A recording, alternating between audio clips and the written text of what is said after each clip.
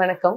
நான் doctor Nabila Diwana, consultant neonatologist and paediatrician, Thomas hospital, Puliyangudi. நியோனட்டாலஜிஸ்ட்னா என்ன?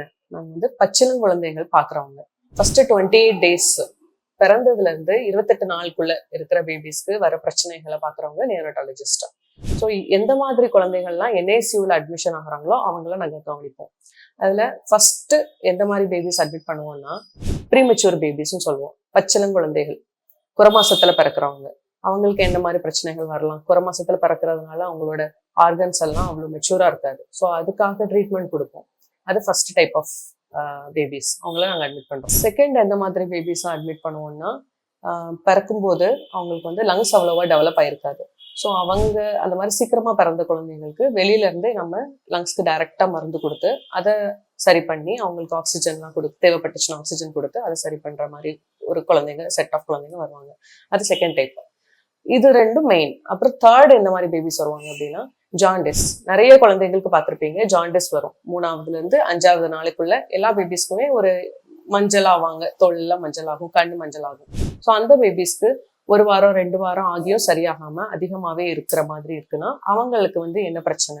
அவங்களுக்கு லிவர்ல பிரச்சனை இருக்கலாம். ஸோ அந்த மாதிரி அவங்களுக்கு தேவையான பிளட் டெஸ்ட் எல்லாம் எடுத்து அதுக்குள்ள தேவையான ட்ரீட்மெண்ட்ஸ் கொடுக்கறது அடுத்த செட் ஆஃப் பேபிஸ். அதுக்கப்புறம் ஒரு முக்கியமான பிரச்சனை என்ன இருக்கும்னா, இன்ஃபெக்ஷன். இந்த மாதிரி சீக்கிரமா பிறந்த குழந்தைங்களா இருக்கட்டும், இல்லை கரெக்டா நார்மலா பிறந்த குழந்தைங்களாகவே இருக்கட்டும், ஃபர்ஸ்ட் 7 டேஸ்ல அவங்களுக்கு ஃபீவர் வருது, சரியா பால் குடிக்க மாட்டேங்காங்க, ரொம்ப சோர்வா இருக்கிற மாதிரி இருக்காங்க. ஸோ அந்த மாதிரி பேபிஸை நம்ம டெஸ்ட் பண்ணி பார்த்தோம் அப்படின்னா இன்ஃபெக்ஷன் இருக்கு. அந்த ஃபர்ஸ்ட் 7 டேஸ்லேயே இந்த மாதிரி பிரச்சனை வருதுன்னா அது அம்மா மூலியமா வந்திருக்கலாம். அம்மாவுக்கு பிரசவ டயத்துல ஃபீவர் இருந்து அவங்க மூலியமா டெலிவரி அப்போ பேபிஸ்க்கு வரும். ஸோ அந்த மாதிரி இன்ஃபெக்ஷன் வருதுன்னா அதை நம்ம ட்ரீட் பண்ணுவோம். அதுக்கப்புறம் 7 நாளுக்கு அப்புறம் இந்த பிரச்சனைகளுக்கு அவங்களுக்கு வருது, இன்ஃபெக்ஷன் வருது அப்படின்னா அவங்களுக்கு அவங்களுக்கு சுத்தி இருக்கிறவங்க மூலியமா, சுத்தி இருக்கிற இன்கேஸ் யாராவது வீட்டுல போய் பேபிஸை பாக்குறாங்க, அவங்களுக்கு சளி பிரச்சனை இருக்கு, அந்த மாதிரி பேபிஸ்க்கு தொற்று அவங்களுக்கு இன்ஃபெக்ட் ஆகி வருவாங்க 7 நாளுக்கு அப்புறம். ஸோ அவங்களுக்குள்ள ட்ரீட்மெண்ட் நம்ம கொடுக்குற மாதிரி இருக்கும். ஸோ இவங்கெல்லாம் தான் மெயினா என்ஐசியூல வர்றது. கொஞ்சம் சம்டைம்ஸ் என்ன ஆகும், சில பேபிஸ் நல்லா 40 வாரம் 38 வாரம் முடிஞ்சு பிறந்தாலுமே டெலிவரி டைம்ல அழமாட்டாங்க.